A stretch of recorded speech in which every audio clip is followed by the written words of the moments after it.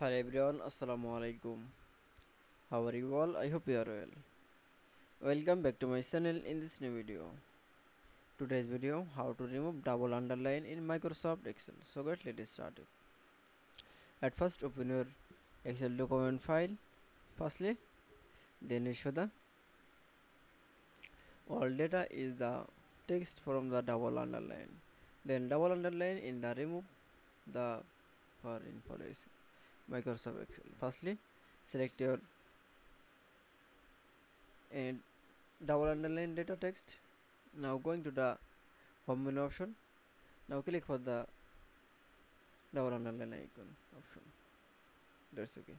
Then remove the select for the remove underline double underline. Then again select your another document. Now click for the double underline icon. That's okay. Then we show the remove double underline in Microsoft Excel. I hope to enjoy the video. Please like, comment, share and subscribe my channel.